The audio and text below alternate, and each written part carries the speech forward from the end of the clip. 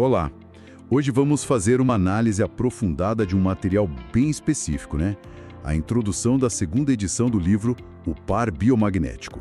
Oi, sim. É uma ótima oportunidade. É uma chance de entender, assim, direto pela perspectiva do autor, como essa abordagem terapêutica evoluiu, sabe? Com o tempo e quais são os pilares que ele acha essenciais. Exato. Introduções como essa são muitas vezes reveladoras, né?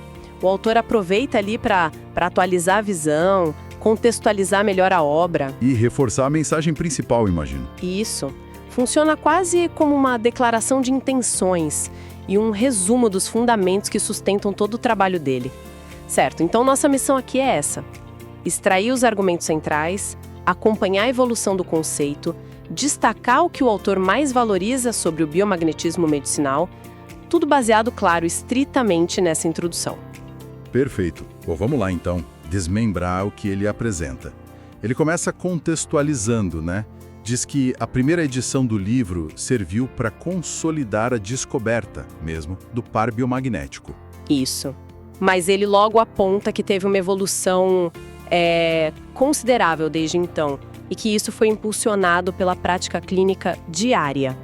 Ele relata que depois de atender, assim, um número bem expressivo de pacientes, acho que ele fala em uns 20 mil na época. Sim, por aí. Ele começou a perceber que podia detectar os polos biomagnéticos não só com os ímãs, mas também com o tato. E, o que é mais surpreendente, com a própria mente. Nossa, isso o levou a explorar o que ele descreve como sutilezas de apreciação bioenergética. É uma mudança, né? Com certeza. Uma mudança de paradigma interessante, onde o campo magnético físico dos ímãs parece dar espaço, ou pelo menos se complementar com uma capacidade de percepção mais sutil, ligada à intenção, talvez, ou à mente do terapeuta? Exatamente. E ele menciona que essa nova capacidade permitiu acessar outras áreas orgânicas, níveis clínicos diferentes e até dimensões que ele associa ao psicológico e ao espiritual. É uma expansão bem significativa do conceito original, sem dúvida. Inclusive, ele até antecipa um desenvolvimento futuro do trabalho dele, um conceito chamado par bioenergético, que seria, objeto de uma publicação posterior. Fica claro que essa introdução já marca um território bem mais amplo do que a descoberta inicial, que era mais focada nos ímãs mesmo. E é interessante como ele busca elementos para validar essa trajetória e a própria descoberta inicial, né? Sim, ele menciona o Dr. J.K. Krelin, da Universidade de Newfoundland, no Canadá, um historiador da medicina. Ah, sim. Segundo o autor, mesmo que o Krelin não pudesse, na época, endossar formalmente a teoria como terapia ou certificar os resultados clínicos, ele teria considerado o trabalho digno de publicação por representar um capítulo novo e potencialmente importante na história da bioenergética. E o autor faz questão de citar uma frase atribuída ao Dr. Krelin, que é bem impactante, né? Algo como: independentemente dos resultados, é o futuro da medicina e a medicina do futuro. Exato. Mesmo vindo de uma perspectiva mais histórica, de potencial, é um endosso que o autor claramente valoriza muito. Sem dúvida. Esse tipo de reconhecimento, ainda que preliminar, ou vindo de um campo como a história da medicina, é apresentado como um sinal de validação externa. Além disso, o autor também menciona que o trabalho dele foi citado no volume 5 das Memórias do 8º Congresso Internacional de Medicina Tradicional e Folclórica. Ah, interessante. Isso sugere que, já naquela época, existia um certo reconhecimento ou, pelo menos, uma visibilidade em círculos acadêmicos voltados para práticas integrativas tradicionais. E ele usa esses pontos não só para validação, mas também para explicar a resistência que ele enfrentava, né? Isso, ele demonstra compreender a cautela das autoridades sanitárias e até de colegas médicos em relação a esses temas, que ele mesmo classifica como excessivamente progressistas. Ele reconhece a existência de outras abordagens, tanto comerciais quanto algumas científicas, que poderiam, na visão dele, acabar prejudicando, desprestigiando o campo do magnetismo na saúde. E essa contextualização é um movimento estratégico no texto. Serve como uma ponte para um argumento central que ele vai desenvolver logo em seguida.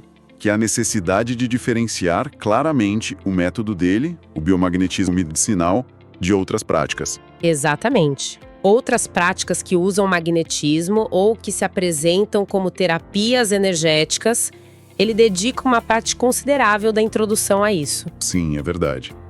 Primeiro, ele traça uma linha muito clara, separando o biomagnetismo medicinal dos produtos magnéticos vendidos comercialmente. Ele até cita uma marca, Niken, mas generaliza, né? Sim, inclui máscaras, palmilhas, colchões, pulseiras, aqueles jarros para magnetizar água, enfim, outros itens do tipo. E o argumento central dele aqui é baseado na intensidade magnética, certo? Isso. Ele afirma que esses produtos geralmente operam com intensidades abaixo de 1000 Gauss, o que, segundo a teoria do par biomagnético que ele propõe, não seria suficiente para provocar um efeito curativo real, de neutralização do pH. E ele adiciona um ponto importante, que o manejo de ímãs com intensidades acima de 1000 Gauss, que ele considera necessárias para o efeito terapêutico, exigiria conhecimento, treinamento específico. Sim, ele alerta que o uso indiscriminado ou sem preparo poderia até ser perigoso. Isso reforça a ideia de que o método dele é uma prática clínica específica, né? Não um produto de autoaplicação que qualquer um compra e usa. Correto. Além de se diferenciar dos produtos comerciais, ele também distingue o biomagnetismo medicinal de outras terapias que empregam magnetismo ou eletromagnetismo dentro da própria medicina ou áreas correlatas. Ele aponta duas grandes vertentes aí. A primeira é o uso clínico mesmo, do magnetismo ou eletromagnetismo. Ele até elogia um Dr. Demétrio Sodi Palaris. Ah, sim.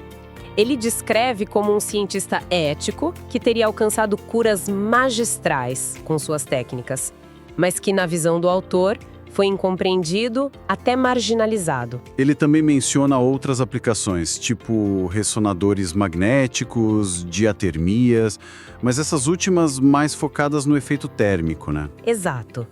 E a segunda vertente que ele busca distinguir é a do uso de campos magnéticos ou elétricos com finalidades psicológicas ou psiquiátricas. Nossa, ele faz um apanhado histórico grande aí. Vai desde o eletrochoque até abordagens mais contemporâneas que buscam correções psicológicas via campos eletromagnéticos. Sim, ele cita termos como psicotrônica, radiotrônica, neurotecnologia, psicocibernética, e observa que essas áreas frequentemente enfrentam ceticismo no meio universitário tradicional. E depois de estabelecer todas essas distinções, aí vem a afirmação categórica, né? Sim, ele diz: o par biomagnético, tal como ele descobriu e desenvolveu a partir de 1988, não tem relação direta com nenhum desses sistemas ou produtos. Ele posiciona como um fenômeno e uma metodologia única. Essa diferenciação é, então, crucial para o autor.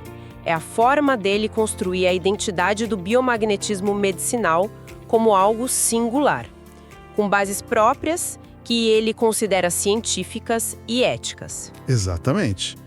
E, a partir daí, ele reafirma os fundamentos do método dele. Exato. Ele descreve o par biomagnético como uma relação de ressonância energética e vibracional, que se estabelece entre dois pontos específicos no corpo. Caracterizados por uma distorção no pH. Um se tornando mais ácido, o outro mais alcalino. É isso, né? Isso. E, segundo ele, esses pontos têm localização fixa para cada par, embora a intensidade da distorção do pH possa variar. E a identificação dessa dupla polaridade, dessa ressonância, indicaria a presença de micro-organismos patogênicos específicos, vírus, bactérias, fungos, parasitas, ou, em alguns casos, disfunções orgânicas glandulares. O princípio de ação proposto é, então, a neutralização. Ele explica que o impacto dos ímãs de polaridade contrária, aplicado sobre esses dois pontos, cancelaria as cargas energéticas que sustentam a distorção do pH. E esse processo, segundo ele, não adiciona nem subtrai energia ao corpo. Apenas restabelece o equilíbrio natural do pH naqueles locais. É uma ideia de Restauração, né? Exatamente. E é dessa premissa que derivam as características de simplicidade e segurança que ele tanto enfatiza. Ele argumenta que, por ser um processo de neutralização de pH, não haveria riscos significativos. Faz sentido, dentro da lógica dele. Sim, ele reforça esses aspectos práticos. A aplicação dos ímãs é feita sobre roupas leves, as sessões são relativamente curtas.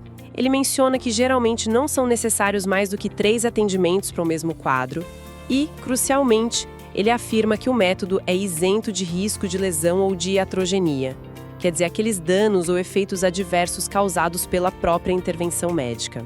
Essa descrição detalhada da base teórica, ressonância, pH, patógenos e da prática clínica segurança, simplicidade, não invasividade é a forma como ele busca fundamentar a credibilidade e a aplicabilidade do biomagnetismo medicinal. Sim, estabelecendo os próprios termos de funcionamento e diferenciando de outras abordagens.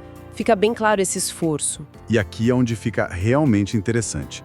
Para dar peso a tudo isso, o autor apresenta números bem expressivos, da experiência clínica dele até aquela data. Ah, sim. Ele menciona ter atendido mais de 60 mil pacientes ao longo de 10 anos. Impressionante. E não só no México, Ele fala de outros países das Américas, da Europa. Exato. E é importante notar que ele não ancora a validade do método só nesses 10 anos de prática do biomagnetismo. Ele faz questão de mencionar a trajetória anterior dele. É verdade. 34 anos de prática médica em diversas especialidades. Medicina física e reabilitação, acupuntura e também a medicina alopática convencional.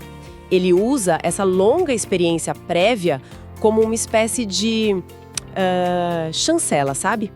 Para as conclusões a que ele chegou com o par biomagnético. Exatamente. E um dos conceitos mais importantes que ele introduz nesse contexto é a distinção entre o diagnóstico etiológico e o diagnóstico sintomático. Sim, ele argumenta com veemência que o biomagnetismo medicinal permite realizar um diagnóstico etiológico, ou seja, identificar a causa raiz, a origem fundamental do problema de saúde. E ele contrasta essa abordagem com o que ele percebe na medicina alopática e até na homeopatia, que, segundo ele, muitas vezes se concentram em tratar ou aliviar os sintomas sem necessariamente chegar à causa primária. Ele ilustra isso com o exemplo da fibromialgia, Sim, ele relata que a fibromialgia era uma condição que, na época, afetava milhões, especialmente nos Estados Unidos, e a causa era considerada desconhecida pela medicina convencional. Mas ele afirma que, ao examinar pacientes com esse diagnóstico usando o par biomagnético, encontrava consistentemente uma associação com o protozoário Plasmodium vivax. Que é o causador de um tipo de malária. Isso. E frequentemente também com intoxicações sutis por alimentos ou medicamentos. Essa é uma afirmação bem específica e, vamos dizer, desafiadora para a visão médica padrão da época e ainda hoje, Com certeza. A implicação central de um diagnóstico etiológico, como ele propõe, é justamente essa: a possibilidade de identificar uma causa microbiana ou disfuncional específica, independentemente da variedade de sintomas que essa causa possa gerar em diferentes pessoas.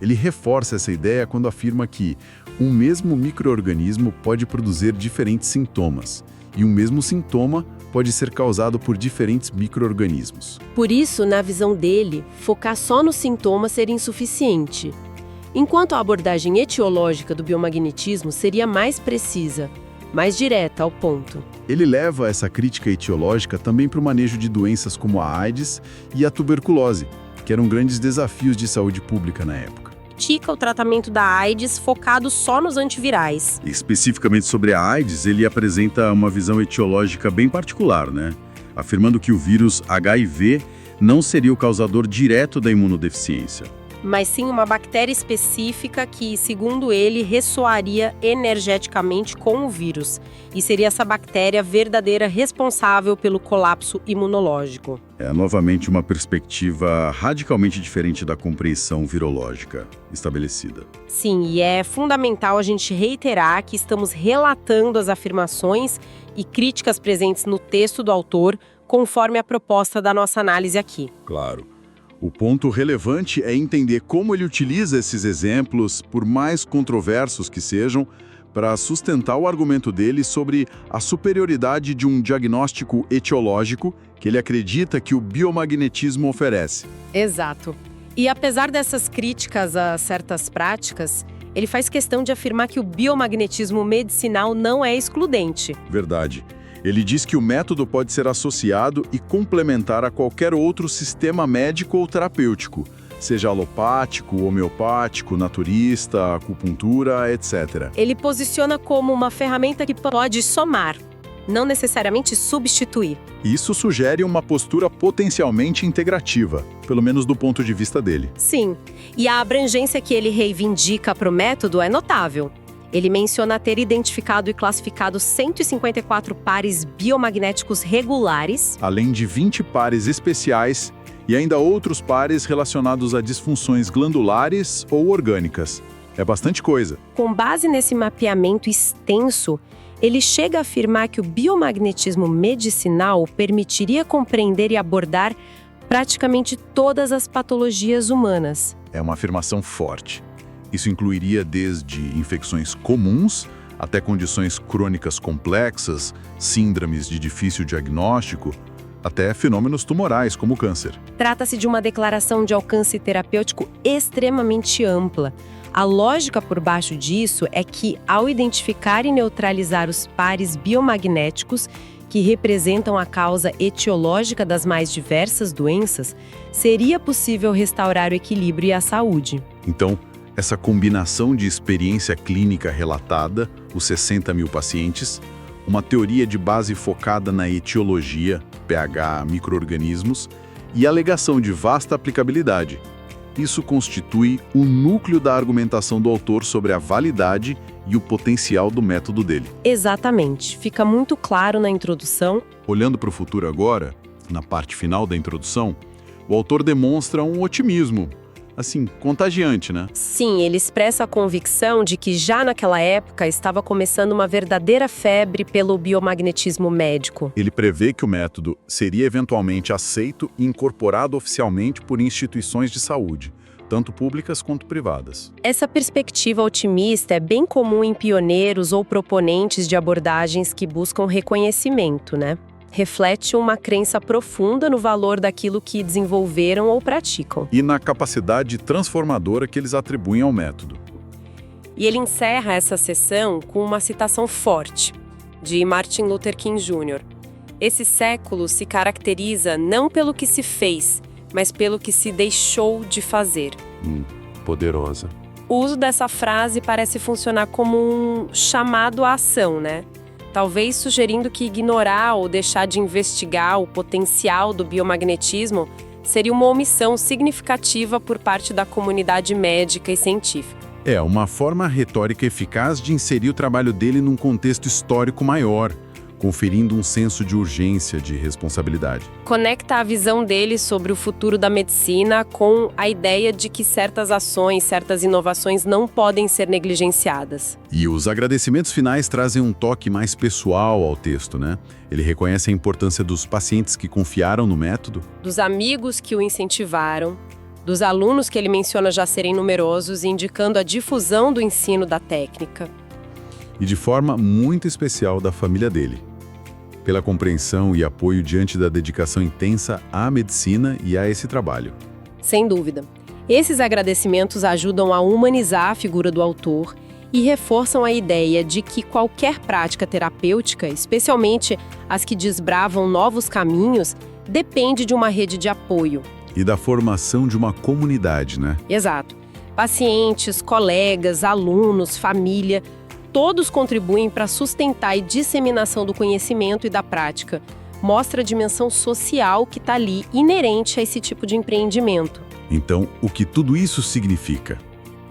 Vamos recapitular rapidinho os pontos essenciais que a gente extraiu dessa introdução da segunda edição de O Par Biomagnético. Vamos lá. Vimos claramente a evolução do conceito. Partiu da descoberta inicial focada nos ímãs e se expandiu para incluir a percepção bioenergética, mental e até aspectos psicológicos e espirituais. Compreendemos a forte ênfase que o autor coloca em diferenciar o método dele, o biomagnetismo medicinal, tanto de produtos magnéticos comerciais, quanto de outras terapias que usam magnetismo ou eletromagnetismo. Ele busca estabelecer uma identidade única e fundamentada para a abordagem dele. Revisitamos a base teórica proposta: a correção da distorção do pH em pares de pontos específicos como forma de neutralizar a causa etiológica das patologias, sejam elas micro-organismos ou disfunções, e como essa base teórica sustenta as alegações de segurança, simplicidade e foco na causa raiz, né? Em contraste com abordagens puramente sintomáticas que ele critica. Observamos também como o autor busca validar seus argumentos através da vasta experiência clínica relatada a milhares de pacientes, décadas de prática médica prévia e da reivindicação de uma aplicabilidade muito ampla, capaz de abordar um espectro extenso de condições de saúde. E por fim, captamos a visão otimista do autor em relação à aceitação futura do método e aquele chamado implícito à ação reforçado pela citação de Martin Luther King, além do reconhecimento da comunidade que se formava em torno do trabalho dele. Exato. Considerando tudo isso, estritamente a partir do que o autor apresenta nessa introdução, surge uma reflexão interessante, né? Qual seria? Se a premissa central é a busca pela causa etiológica e a neutralização de desequilíbrios de pH via campos magnéticos, como essa visão desafia os modelos mais convencionais de compreensão das doenças, aqueles que focam em mecanismos bioquímicos, genéticos, inflamatórios mais complexos. Boa pergunta. E como a ideia de identificar e neutralizar pares específicos para tratar praticamente todas as patologias, como isso se encaixa ou talvez se distancia da crescente compreensão sobre a individualidade biológica e a natureza multifatorial de muitas condições crônicas. É verdade. Fica aí a provocação para a gente pensar, né? Sobre como diferentes paradigmas tentam decifrar e intervir na dinâmica tão intrincada da saúde e da doença humana. Exatamente. Um bom ponto para encerrar essa análise focada na introdução.